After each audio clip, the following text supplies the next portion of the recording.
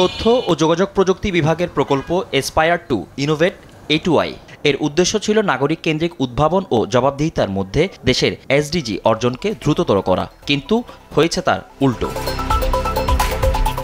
প্রকল্পটির মেয়াদ ছিল 2020 সালের জানুয়ারি থেকে 2025 সালের ডিসেম্বর পর্যন্ত। প্রথমে এর আর্থিক ব্যয় ধরা হয় 485 কোটি 45 লাখ টাকা। বর্তমানে তা বেড়ে দাঁড়ায় 855 কোটি 48 লাখ টাকা। অভিযোগ রয়েছে পতিত সরকার আমলে আইসিটি উপদেষ্টা জয় ও সাবেক তথ্য প্রযুক্তি প্রতিমন্ত্রী পলক সহ প্রকল্প সংশ্লিষ্ট 14 কর্মকর্তার যোগসাজশে রাষ্ট্রের শত শত কোটি টাকা আত্মসাৎ হয়েছে। এমন অভিযোগে মঙ্গলবার সকালে আইসিটি ভবনের 13 তলায় A2I প্রকল্পের অফিসে অভিযান চালায় দুর্নীতি দমন কমিশন। এই সময় A2I প্রকল্পের 855 কোটি টাকার দুর্নীতির অনিয়মের প্রমাণ পেয়েছে দুদক। একপে নামক একটা প্ল্যাটফর্ম আছে, সেই প্ল্যাটফর্মে একটু লিগ্যাল ইস্যু নিয়ে এখানে বাংলাদেশ ব্যাংকের অনুমোদনের একটা ব্যাপার আছে, সেই অনুমোদনটা এখন পর্যন্ত আমরা পাইনি।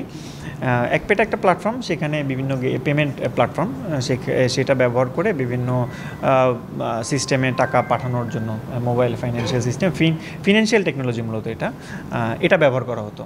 আবার এটার অ্যাকাউন্টও আমরা দেখেছি 2টা ব্যক্তির নামে আছে, সেটা কি থাকতে পারে কিনা সেটাও সেই সংশ্লিষ্ট রেকর্ডপত্র আমরা নিচ্ছি, সেটা যাচাই করব।